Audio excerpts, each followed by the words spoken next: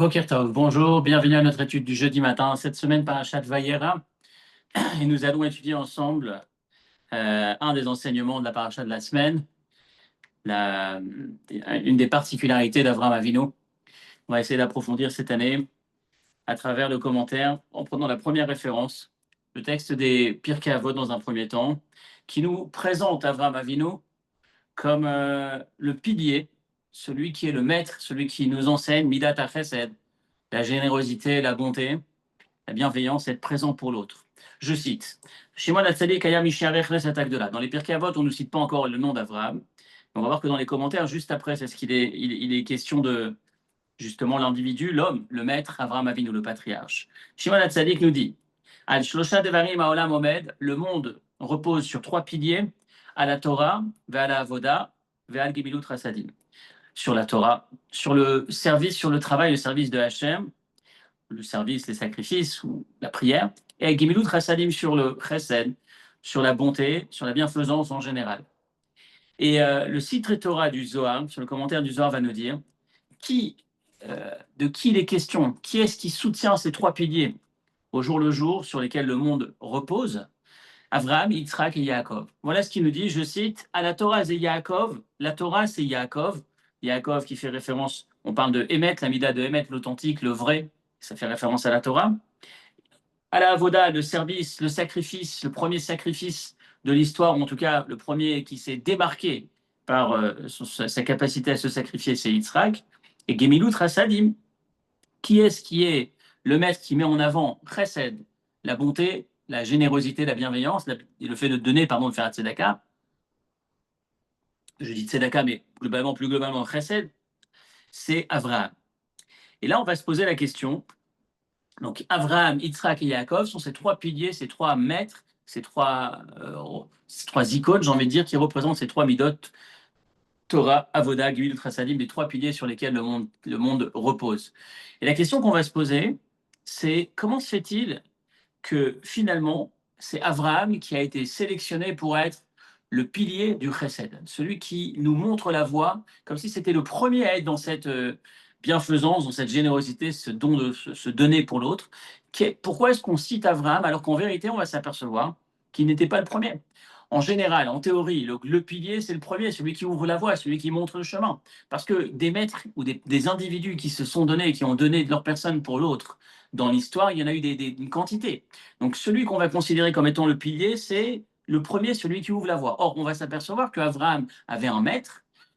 Avraham s'est inspiré de quelqu'un. Il n'a pas été le premier à vouloir se lancer dans cette voie. Et comment se fait-il que celui dont on va parler, celui qu'on va retenir comme étant le maître, qui représente le chesed, c'est Avraham. Je cite le Midrash Shochatov, dans la suite de la première référence, toujours dans le premier texte.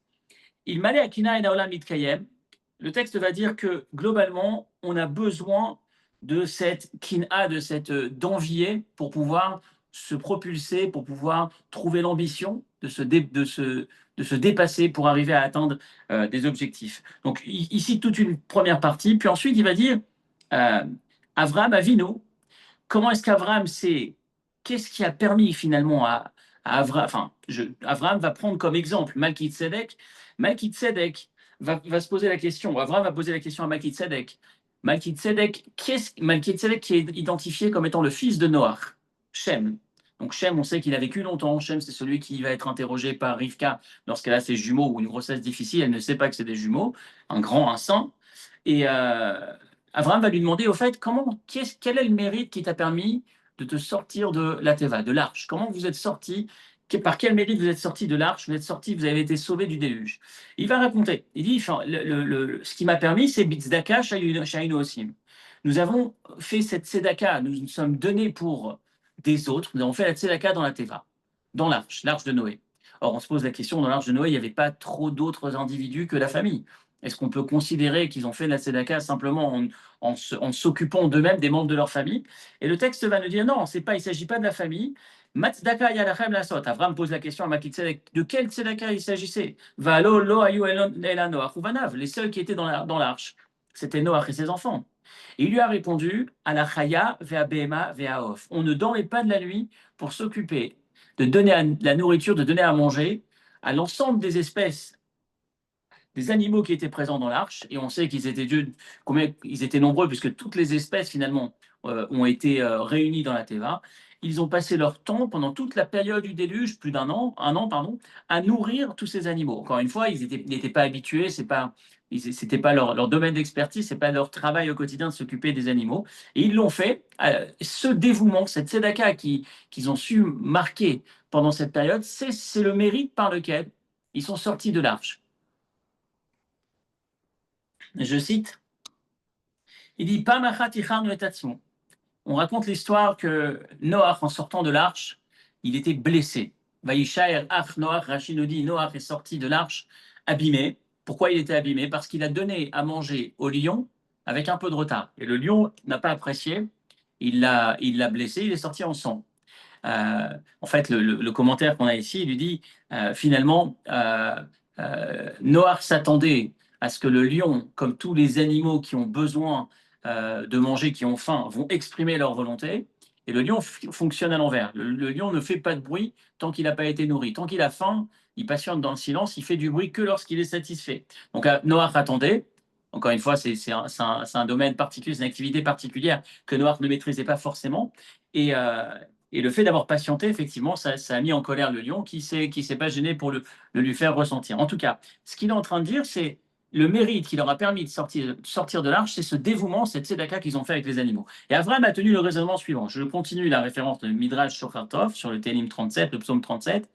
Le Midrash continue. Abraham, il s'est dit, si déjà ceux-là, tous ces gens de l'arche,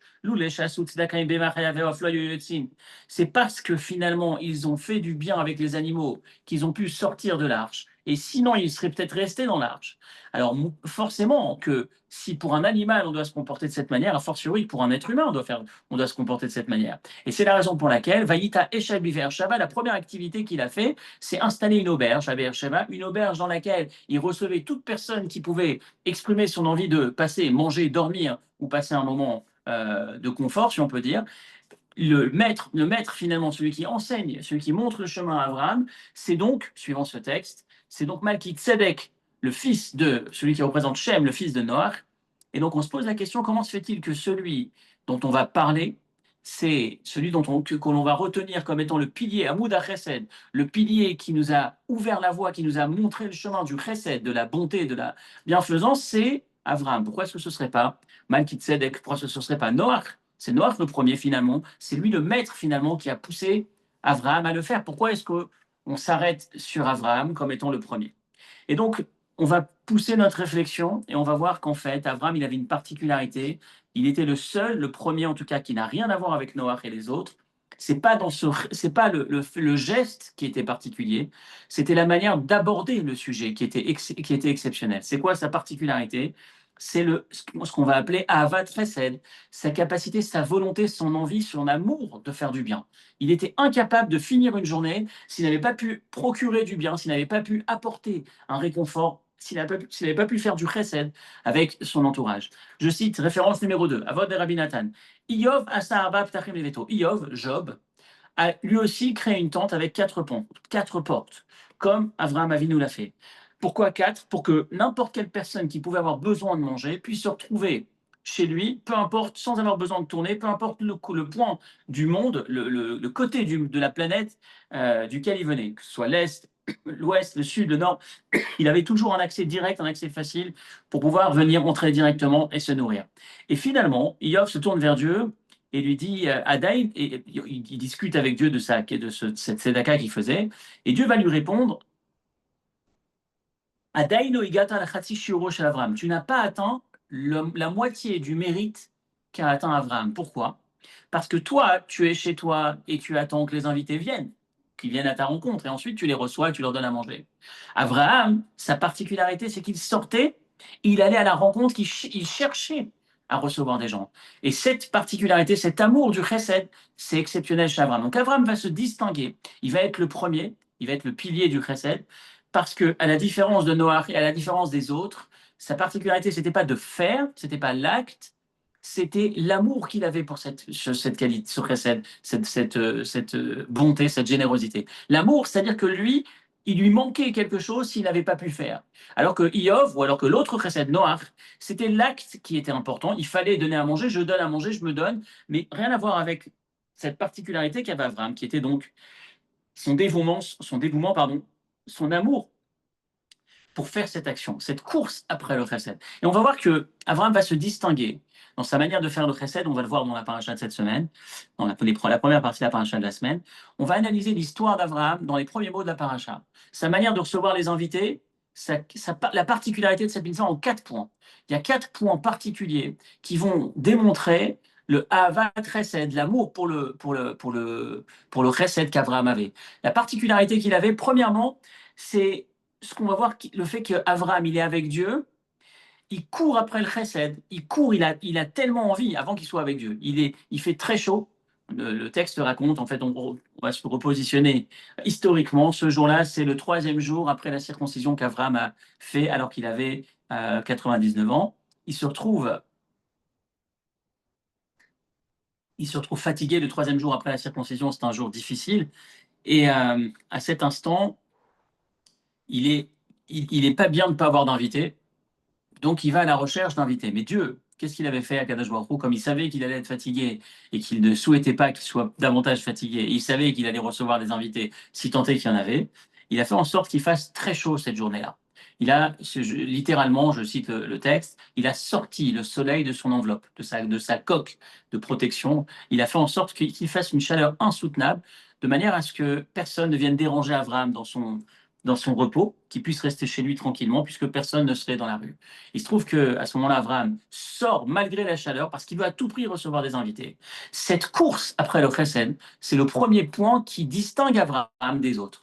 Pas seulement s'il y a des invités, je les reçois, mais je vais courir après, peu importe la température, peu importe les conditions, je veux à tout prix qu'il y en ait. C'est le premier élément. Le deuxième élément qu'on va voir dans la particularité du chesed d'Abraham, c'est qu'il est en train de parler avec Dieu. Dieu est venu le rencontrer. Dieu est venu lui rendre visite parce qu'il était malade. Et pendant qu'il est en train de parler avec Dieu, il voit au loin 3 invités, 3 potentiels invités.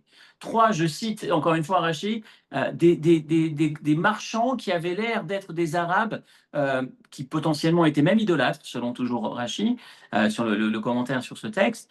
Il va demander à Dieu de s'arrêter, il va lui dire, excuse-moi, si tu peux m'attendre une seconde, j'arrive, je vais m'occuper d'eux et je reviens à toi.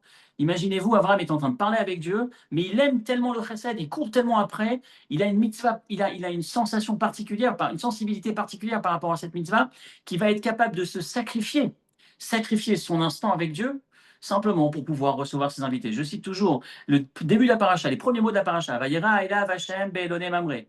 Dieu lui est apparu à Abraham dans les plaines de Mamré, alors qu'il était assis à l'entrée de la tente, dans cette dure journée, cette chaleur terrible qui se passait pendant cette journée. C'était une journée très difficile.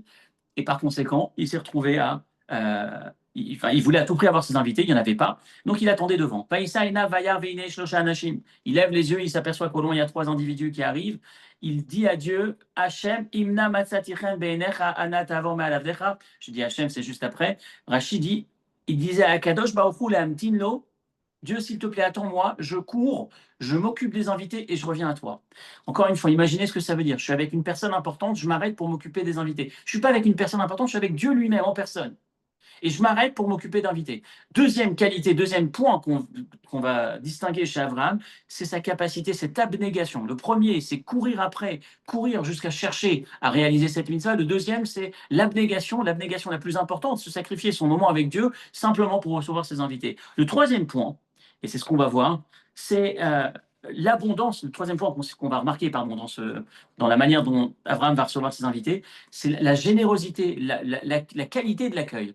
Il va les recevoir avec un plat de lait, avec un plat de viande. En théorie, la viande et le lait, on ne les mélange pas. Donc, soit je reçois quelqu'un en lui servant un bon morceau de viande, un repas de viande de qualité, soit je le reçois en lui servant un bon plat à base de lait, de fromage. Abraham va faire les deux. Il va se battre, il va s'organiser pour qu'il puisse y avoir les deux. Le Ben Ishraï va poser la question, il va dire, mais normalement, quand on reçoit des invités, on doit commencer par l'entrée qui est plutôt légère, puis ensuite passer au plat principal. On doit passer d'abord par le plat le plus important, pardon, avant de passer au plat secondaire. Je cite toujours le Ben Ishraï. Ari Abasar Chashuv Arbe Ma'achalav. Normalement, la viande est beaucoup plus importante que le lait. Et pourquoi la Torah met en avant d'abord le fait qu'il ait servi du lait et du beurre avant de servir la viande? Réponse, parce que Abraham se souciait que ses invités puissent avoir un repas à 5 étoiles. Il fallait qu'il puisse y avoir et du lait et de la viande, tout ce qu'il y avait de meilleur qui puisse être servi à table.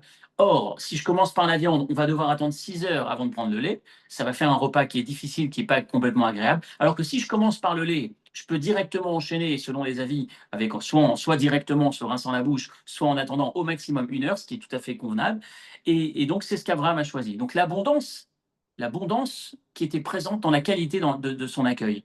L'abondance va jusqu'au fait qu'Abraham va se tenir avec eux. Vehu Omed Aleem, le verset dit, Abraham était à côté d'eux, il se tenait à leur côté pendant tout le repas.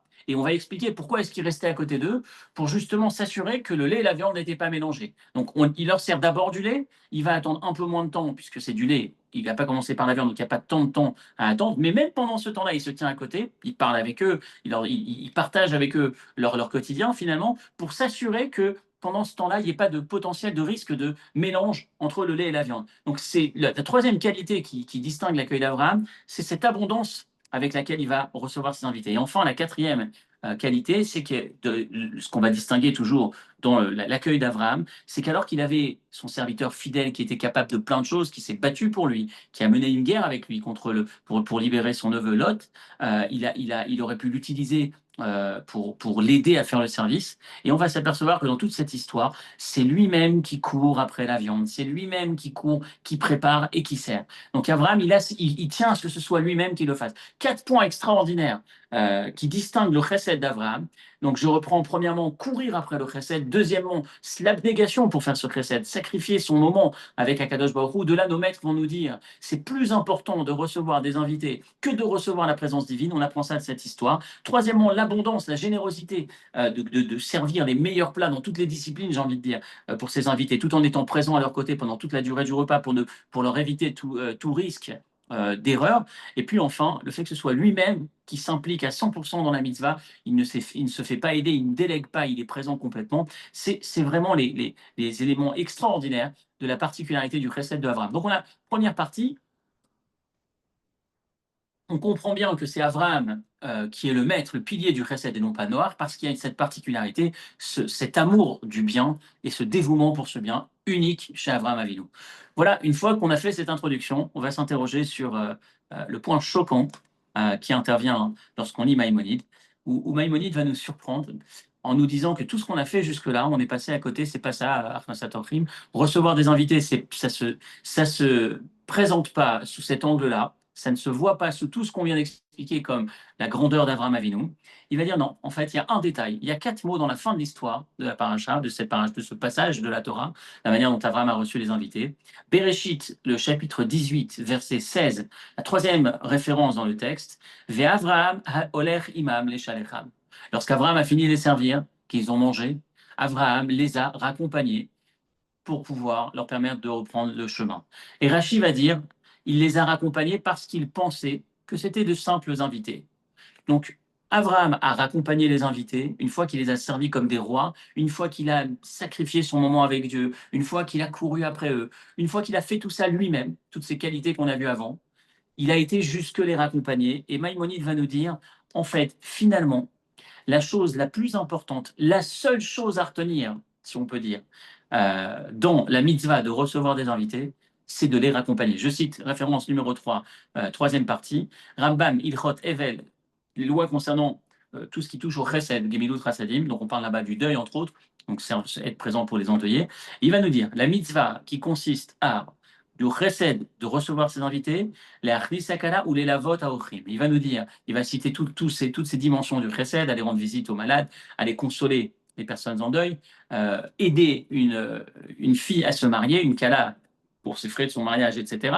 Et les lavot aochim. Il ne dit pas recevoir des invités, il dit raccompagner des invités. Il y a quelques années, on s'était arrêté sur ce texte et on va essayer de pousser la réflexion un cran plus loin.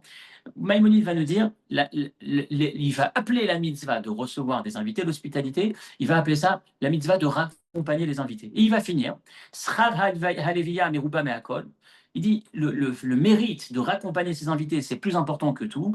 Et c'est la règle que Abraham nous a transmise. Abraham qui est qui se comportait dans le chesed, Ma'achil Ovred Rachim, il donnait à manger aux passants, il leur donnait à boire et il les raccompagnait. Ugdola, Maïmonide conclut, c'est plus grand le mérite de recevoir des invités, plus encore que recevoir Akadosh Baruch Hu, comme il est dit dans la paracha de cette semaine, qui s'est arrêté justement pour recevoir ses invités, il a vu ces trois invités, et il finit par Velivuyam Yoter Satan. C'est plus grand de les raccompagner que de les faire entrer chez lui, chez soi à la maison. Et nos Chachamim nous disent, dernière phrase de Maïmonide, tout celui qui ne raccompagne pas ses invités, c'est comme si il avait tué ou il avait versé du sang de ses invités. Et on va s'interroger, on va s'arrêter sur cette définition.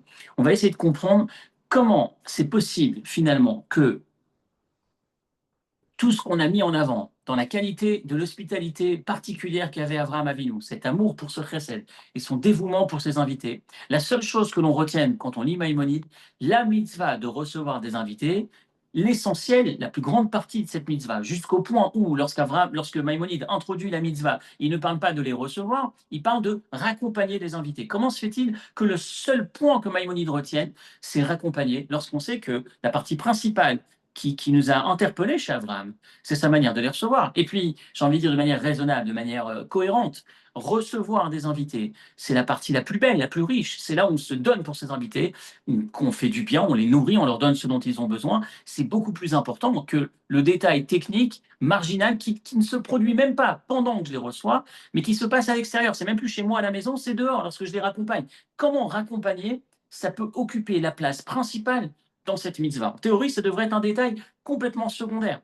Et en vrai, si certains veulent dire que effectivement c'est un détail plutôt secondaire, mais qui a toute son importance vu le risque, le meurtre. Pourquoi le meurtre?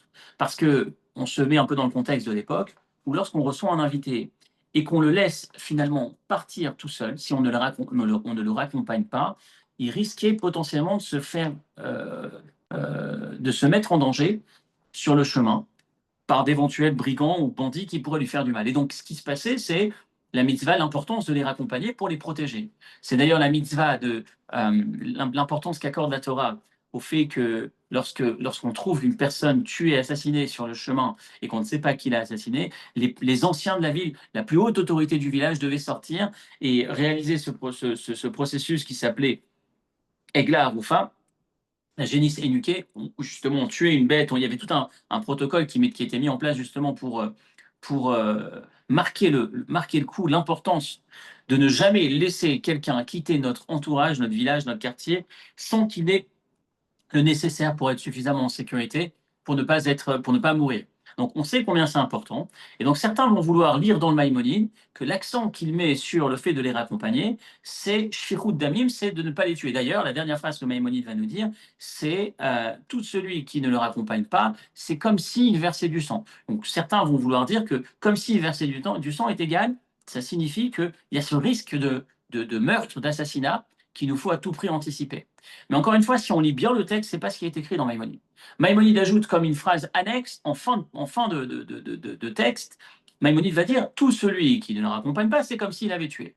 Mais ce n'est pas ça l'essentiel de son enseignement. L'essentiel de son enseignement, la mitzvah, c'est de les recevoir, mais c'est d'abord, et le point le plus important, c'est de les raccompagner. En quoi raccompagner? Ça peut être la définition la plus importante de l'hospitalité.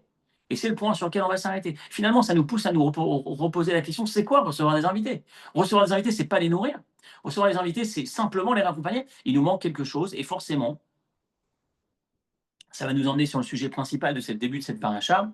Abraham qui reçoit ses anges, est-ce qu'il les a véritablement reçus? Est-ce qu'on peut dire qu'il les a reçus lorsque, lorsque, lorsque, enfin, lorsque j'ai, est-ce qu'il les a véritablement reçus? Je veux dire, est-ce qu'il a mis Dieu de côté pour quelque chose? Si on imagine que des anges n'ont pas véritablement besoin de manger, ça voudrait dire qu'il a dit à Dieu, il a fait patienter Dieu pour recevoir ses invités, pour accomplir le commandement, la mitzvah de recevoir et de nourrir ses invités, alors que finalement il ne les a pas véritablement nourris, puisqu'un ange n'a pas besoin de nourriture. Donc quel est le sens de ce qui se cache derrière cette mitzvah et ce passage dans la première partie de la paracha? Donc en résumé, la partie question du jour, j'ai envie de dire, la question principale, c'est la définition que va nous donner Maïmonide de cette mitzvah, raccompagner. Comment raccompagner? Ça peut être l'essentiel de la mitzvah. alors qu'a priori, ça a l'air d'être le détail complètement annexe, complètement accessoire dans la mitzvah, la partie la plus négligeable, j'ai envie de dire, de cette mitzvah. Et lorsqu'on sait, lorsqu'on connaît la grandeur d'Abraham, lorsqu'on connaît la grandeur de son hospitalité, comme on l'a développé dans la toute première partie, les 4 points qu'on a mis en avant, dans la grandeur de ce dévouement de Ahavat HaChesed, de l'amour, du bien, de faire le bien, combien ça comptait pour lui, comment se fait-il que Maïmonide résume tout ça en un mot, raccompagner les invités? Et c'est ce qu'on va essayer de développer aujourd'hui. Donc, si on poursuit, voilà la direction que le cours va prendre, la direction dans laquelle on va. C'est un sujet qui est ô combien important aujourd'hui. Malheureusement, c'est toujours au cœur de l'actualité. Toujours parce qu'il y a toujours, malheureusement, c'est un fléau auquel la société est malheureusement toujours exposée. Il s'est encore, on en parlait dans le cours de la semaine dernière, il s'est encore produit en Eretz Israël la semaine dernière, justement, avec un drame majeur sur une mort tragique d'un jeune à l'entrée de Jérusalem, qui a fait tellement de bruit, qui est tellement douloureuse. C'est toujours cette question de ce qu'on peut faire, de quelle manière on peut s'investir pour essayer de préserver, pour essayer de renforcer celui qui a besoin d'être renforcé, que ce soit un jeune, un moins jeune, de quelle manière, quand on parle d'éducation, de quelle manière renforcer, blinder nos enfants, leur donner les ressources suffisantes pour que lorsqu'ils sont confrontés à une difficulté majeure ou à du mal qui se présente sur leur chemin, qu'ils puissent avoir les ressources, justement la puissance pour développer le potentiel qu'ils possèdent, pour l'affronter et le dépasser. C'est ce qu'on va essayer de voir aujourd'hui, en commençant par cette idée qu'il y a dans le chesed une dimension différente. Il y aurait probablement deux parties. Il y aurait une part la partie de Tzedaka, dans ce qu'on va appeler le chesed, la famille du chesed, la générosité, la bienveillance, la bienfaisance, pardon. Il y aurait d'une part la tzedaka, et il y aurait à côté de cela le chesed. Le chesed qu'on va essayer de dissocier de la tzedaka, même si ça fait partie de la même famille. Tzedaka, ce serait donner la pièce aux pauvres, ce serait donner à manger aux pauvres, et le chesed, ce serait plutôt recevoir, si je reprends l'exemple de tout à l'heure, recevoir des invités, ça ferait plutôt partie de la famille chesed que de la partie de tzedaka. Lorsqu'on reçoit un invité, on peut s'imaginer, on pourrait s'imaginer, certains le considèrent, le voient de cette manière, que le point principal de la mitzvah, c'est de se retrouver à donner à manger à celui que j'ai reçu chez moi à la maison. Et parfois, on va dépenser une énergie folle pour s'assurer que l'invité a vraiment accès à tout ce qui existe comme mets, comme spécialité du pays, des autres pays, dans l'originalité, etc., etc. Alors que, en vrai, une personne qui a besoin de manger, c'est rarement celle qu'on va recevoir chez soi à la maison pour un repas. Si elle a véritablement besoin de manger, euh, elle ira taper à une porte, elle ira chercher, faire l'aumône, j'ai envie de dire, et c'est rarement ces invités qu'on aura chez nous à la maison à table. Quand on reçoit quelqu'un à la maison, on n'est pas dans ce registre-là. La tzedaka, c'est, si vous voulez, si on prend un être humain, on va le décomposer d'une certaine manière, on va imaginer que l'être humain, il a deux parties, le corps et l'âme. On va imaginer que nourrir le corps, c'est lui donner à manger, donner du pain, donner des aliments qui vont lui permettre de se nourrir. Ce serait la tzedaka finalement. La partie de tzedaka, c'est s'occuper des besoins physiques indispensables, prioritaires au corps de l'individu. Chesed, ce serait s'occuper des besoins euh, de l'âme et pas du corps. L'âme a besoin d'être nourrie. L'âme ne se nourrit pas avec le pain et les aliments qu'on va lui donner, mais elle se nourrit autrement. De quelle manière se nourrit l'âme? L'âme va se nourrir par le kavod, la dignité, le respect ou la considération qu'on va lui donner. Lorsqu'on s'occupe de recevoir un invité, c'est pas tant ce qu'on va lui mettre dans l'assiette qui va compter.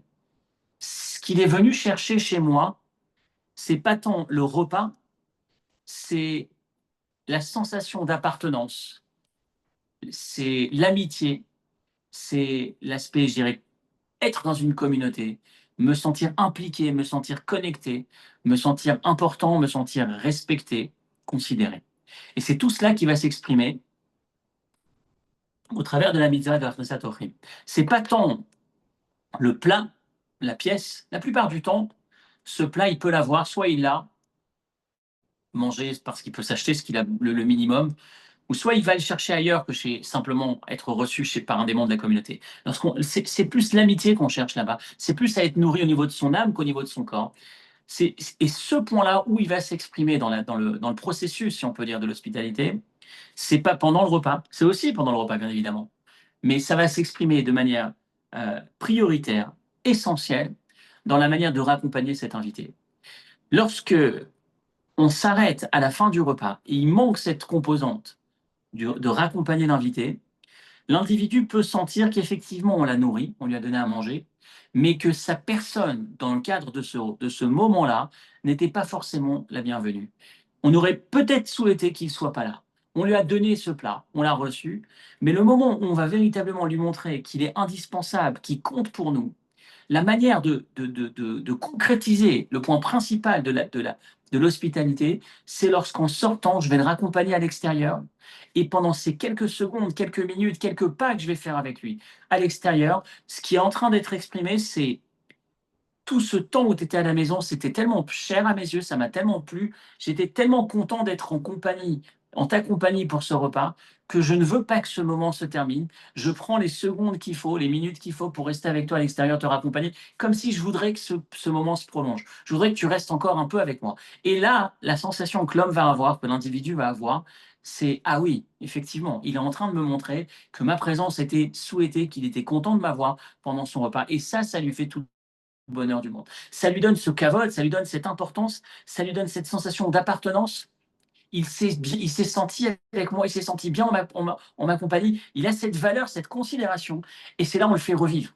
Et c'est là où finalement on accomplit véritablement Achnasat Orchim. Achnasat Orchim, c'est comme on disait tout à l'heure, c'est pas tzedaka. C'est pas le nourrir physiquement. Physiquement, il pouvait manger chez lui, il avait ce qu'il fallait, potentiellement. On ne parle pas d'un pauvre qui n'a pas mangé, parce que même ce pauvre qui n'a pas mangé, il y a toujours ces deux facettes. Il y a la facette d'Aka, où la plupart du temps, il va aller la chercher peut-être dans un organisme qui fournit des repas ou qui donne des bons d'achat. Mais cette invitation à la maison, elle va lui donner autre chose. Elle va lui donner ce kavod, elle va lui donner cette considération, elle va lui permettre de vivre. On raconte l'histoire, encore une fois, c'est des histoires qu'on a déjà eu l'occasion de partager, mais qui ont toujours cette particularité d'exprimer, de mettre en avant un point sur lequel on cherche à s'accentuer, si on peut dire. C'est l'histoire de ces deux hommes qui étaient des hommes d'affaires prospères, riches, et forcément qui avaient une image de leur personne qui était assez haute, avec une forme peut-être d'orgueil ou en tout cas de sensation d'importance.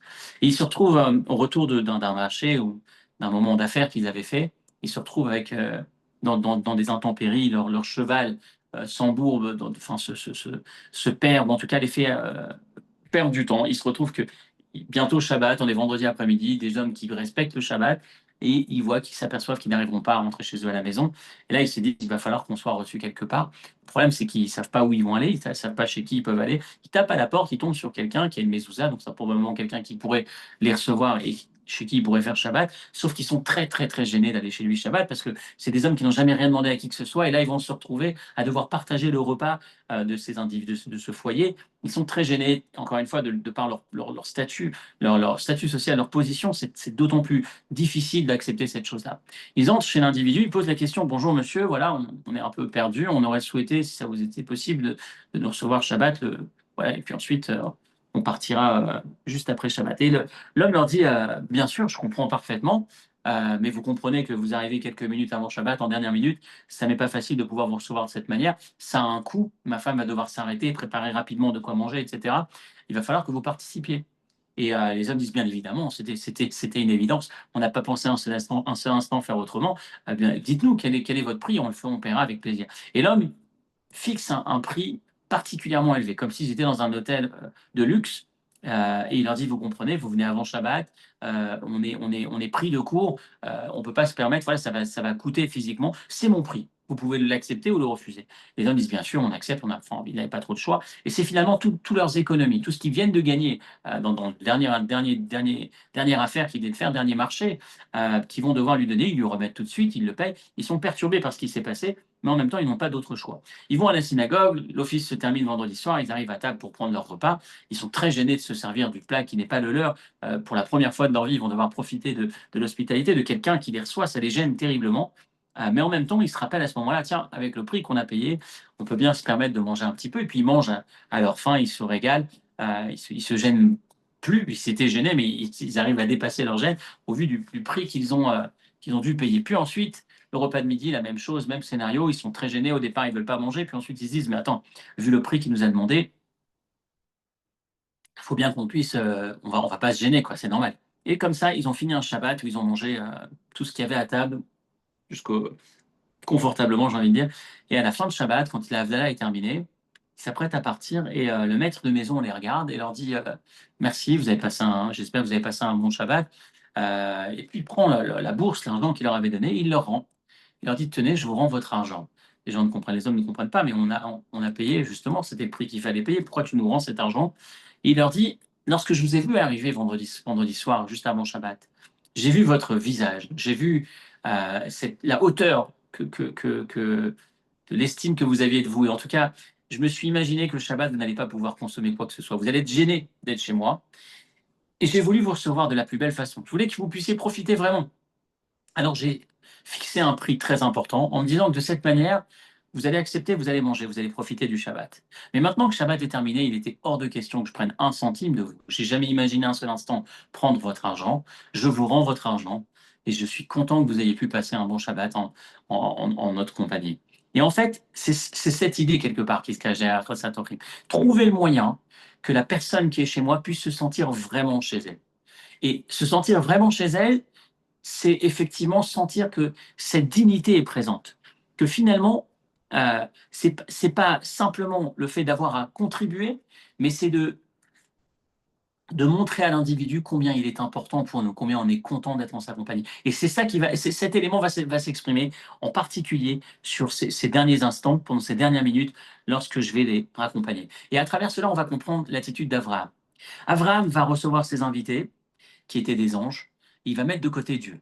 Et on va se poser la question, mais finalement, tu as mis Dieu de côté pour rien, puisque c'était des anges qui n'ont pas pu profiter. Si on dit que profiter pour un ange, c'était manger un repas, effectivement, manger un repas, ils n'ont pas profité du repas.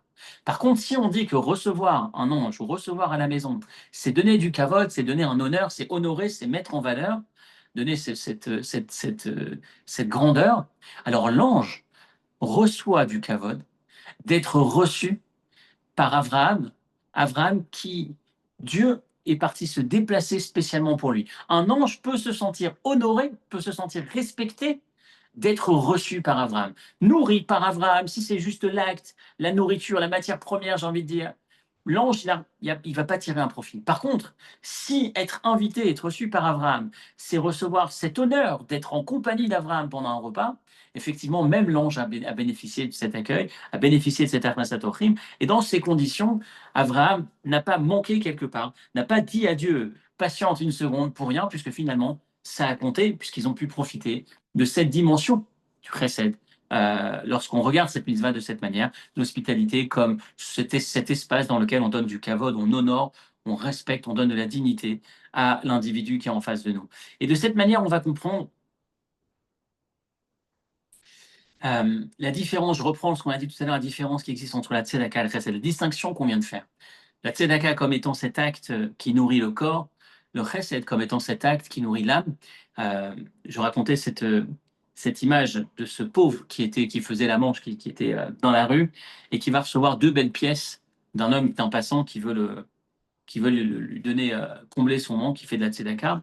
Il va prendre deux pièces, avec une des deux pièces, il va acheter un bout de pain, et avec la deuxième pièce, il va aller acheter une fleur, une rose. Et l'homme qui lui a donné ces deux pièces, il le regarde, il dit, mais pourquoi tu fais ça? Tu as deux pièces, pourquoi tu n'achèterais pas plutôt deux pains, plutôt qu'un pain plus une fleur? Et il lui dit, le pain, c'est ce qui va me permettre de vivre. Et la fleur, c'est ce qui va constituer le pourquoi je vais vivre. Il y a ce qui me permet de vivre, et il y a un objectif, il y a un sens à cette vie que je vais pouvoir réaliser à travers ce bout de pain. Le sens, c'est la fleur. D'une certaine manière, Achnasat Ochim, Chesed, c'est le sens. Tzedaka, c'est le bout de pain. Le bout de pain, c'est finalement ce qui va me permettre de vivre, ce qui va nourrir le corps. Mais indépendamment de nourrir son corps, c'est nourrir son âme, nourrir la dignité, c'est donner un sens, donner un pourquoi vivre. En donnant du kavod à quelqu'un, en donnant ce respect, cette considération à un homme, on lui donne un sens, on lui donne le pourquoi, une raison pour vivre. Et ça, c'est essentiel. Et ça, c'est ce qui va s'exprimer finalement dans le chesed d'Avraham et dans cette particularité d'exprimer par Maïmonide la mitzvah d'Achnasat Orchim en exprimant le fait de raccompagner l'invité. On va aller un peu plus loin, on va voir que tout au long de l'histoire, on a des modèles qui vont mettre en avant cette particularité du chesed, la manière de faire du chesed de cette manière. La première que je voudrais mettre en avant dans cette histoire, c'est l'histoire de Rachel et Léa. Vous allez voir chez Rachel un passage hors du commun, complètement incompréhensible lorsqu'on n'a pas cette information qu'on vient de développer. C'est l'histoire où Rachel et Léa, donc je rappelle, sont mariés avec Yaakov. Les deux ont, les deux se trouvent les épouses de Yaakov. Yaakov devait se marier avec Rachel. Puis le dernier jour, enfin au moment du mariage, c'est Rachel qui est remplacée par Léa. Et puis ensuite, il va épouser malgré tout Rachel. Il se trouve que Léa va lui donner dans un premier temps 4 enfants, Réhouven, Shimon, Lévi, Yehuda. Et puis Rachel, aucun enfant. On est au début de l'histoire à cet instant-là. Et un jour, Réhouven, l'aîné de Léa, va voir que sa mère est un peu triste. En tout cas, c'est ce qu'il va imaginer, de ne plus avoir d'enfant, puisqu'elle n'arrive plus à avoir d'enfant. Vata mode miledet, le verset nous dit, elle n'a plus d'enfant. Et ce qui va se passer à cet instant, c'est qu'elle va, il va aller récolter, il va aller ramasser des doudaïm. Les doudaïm, c'est ces plantes, ces éléments particuliers qu'il va ramener à sa maman comme un cadeau, qui ont la vertu, qui sont supposés aider pour la fertilité. Lorsque Réhouven vient chez sa mère avec ce cadeau, Rachel interpelle Léa et lui dit ça te dérange pas, je voudrais que tu me donnes les doudaïm, ces plantes-là, cette chose-là, que tu me les donnes. C'est que ton fils t'a apporté, je voudrais que tu me les donnes. Et Léa va s'emporter et va lui dire je ne comprends pas ce que tu dis. Je voudrais citer le texte si je l'ai sous les yeux. Elle lui dit, pardon, Hameat Carter et Ishi ça ne suffit pas que tu m'as déjà enlevé mon mari. Donc Léa dit à Rachel, déjà tu as mon mari que tu m'enlèves et tu veux aussi récupérer les doudaïm de mon fils. On s'arrête sur cette phrase, donc je reprends. Rachel devait être l'épouse de Yaakov. Yaakov a travaillé 7 ans pour épouser Rachel. Le jour J, Rachel se fait doubler par Léa. Comment elle fait pour se faire doubler par Léa Logiquement, Yaakov avait anticipé ce scénario et avait donné un code, un mot de passe, un mot secret que seule Rachel connaissait. Mais Rachel, dans sa grande bonté, elle va aller voir sa sœur Léa, elle va lui donner ce code. Elle va lui dire, voilà, lorsque tu te retrouves avec ton mari, le soir du mariage, tu sais que l'habitude, c'est de prononcer ces 3 lettres, Chet, Noné, Chana, le mot de passe qui permet justement de pouvoir célébrer son mariage, conclure son mariage. Donc Rachel, c'est elle qui a donné son mari gentiment, qui a sacrifié son mari pour Léa. Ensuite, elle va être épousée dans un second temps comme une seconde épouse, mais en vérité, c'est Rachel qui a donné son mari à Léa. Et là, on lit le texte, Léa qui se plaint chez Rachel et qui lui dit t'as pas honte? Tu m'as déjà pris mon mari et maintenant tu veux me récupérer les plantes? Mais elle n'a jamais pris son mari. C'est Léa qui a pris le mari de Rachel. Et Léa a pris le mari de Rachel parce que Rachel lui a donné gentiment le mot de passe. Sans ça, elle n'aurait pas pu lui prendre son mari. Comment Rachel peut encaisser, comment Léa peut dire à Rachel t'as pas honte, tu as déjà pris mon mari, mais elle ne lui a jamais pris son mari. C'est l'histoire qui est à l'envers. C'est Léa qui a pris le mari de Rachel, c'est pas Rachel qui a pris le mari de Léa. Cette question-là, elle nous a poussé à dire qu'en vérité, si Léa s'exprime de cette manière chez Rachel, c'est que Léa n'a jamais su qu'elle avait pris le mari de Rachel. Léa n'a jamais su que c'était pas elle qui devait se marier avec Yaakov. Pourquoi elle n'a jamais su? C'est Rachel qui lui a donné le code. Si Rachel lui donne le code, théoriquement, elle sait que c'était Rachel qui devait se marier avec elle, avec lui. Et la réponse qui nous est donnée, c'est que Rachel, lorsqu'elle a donné le mot de passe à Léa, elle ne lui a jamais dit qu'elle lui donnait un mot de passe personnel entre elle et Yaakov. Elle ne lui a jamais dit qu'il était prévu que Yaakov se marie avec elle et que Yaakov lui a donné ce code. Elle lui a simplement dit, tu sais, j'ai appris que, en général, dans tous les mariages, toutes les femmes, le soir du mariage, répètent ce mot-là à leur mari. Point. Sans se mettre en avant, sans raconter à Léa qu'elle était en train de se sacrifier. Parce que si elle avait raconté à Léa qu'elle se sacrifiait, Léa n'aurait jamais pu profiter de sa vie en ayant perdu cette dignité. Donc le chesed de Rachel va tellement loin que toute sa vie, elle ne va jamais dire un mot sur cette histoire. Elle va laisser croire sa sœur qu'en vérité, Léa, c'était elle la première, jusqu'au point où Léa est capable de dire à Rachel, t'as pas honte, tu as déjà pris mon mari. C'est-à-dire que Léa ignore parfaitement, elle n'a pas conscience un seul instant que c'était Rachel, la femme qui aurait dû être avec Jacob, que ce qui était prévu d'être organisé ce soir-là, c'était le mariage de Rachel. Elle a l'impression que c'est normal, que c'était comme ça que ça devait se passer, que Rachel lui a simplement donné une information. C'est quand on est dans la semaine, où justement c'était la Iloula de Rachel Imen, où c'est intéressant de reprendre ce mérite, cette qualité extraordinaire, ce dévouement, cette abnégation exceptionnelle qu'avait Rachel. De faire cela et de vivre toute sa vie à côté d'elle, de subir toute sa vie les conséquences, c'est tellement extraordinaire, surtout dans cette dignité. Ne jamais lui avoir dit qu'en vrai, c'était elle qui aurait dû se marier, pour pas lui retirer sa dignité. Encore une fois, ce chesed, cette marque de chesed extraordinaire, jusqu'où va le chesed? Et la perle, j'ai envie de dire, le plus qu'on retrouve dans ce texte, c'est qu'en vrai, Léa, Léa va faire la même chose avec sa sœur. Lorsque Léa va avoir son sixième enfant, parce qu'après cet épisode, elle va avoir des enfants, après son sixième enfant, pardon, après son sixième enfant, après son sixième garçon, elle va avoir une fille. Le septième, c'est une fille qu'elle va appeler Dina. Et on va s'apercevoir dans le texte qu'à la différence des six garçons, à chaque fois qu'on va les nommer les six garçons, on aura systématiquement, je l'ai appelé, elle l'a appelé.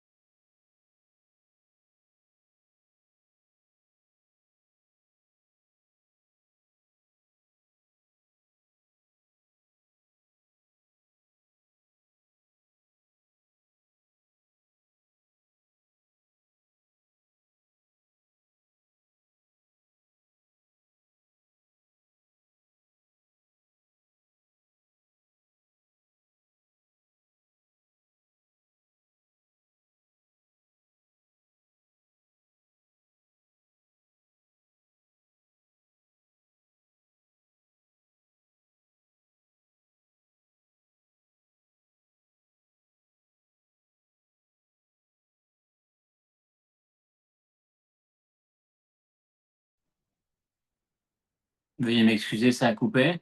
Je reprends.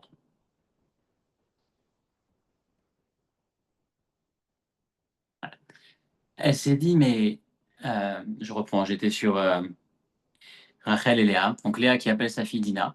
Elle s'est dit, si c'est un garçon, si j'ai un septième garçon, vu qu'elle savait qu'au final il y en aurait 12, elle savait que les deux servantes allaient chacune en avoir deux.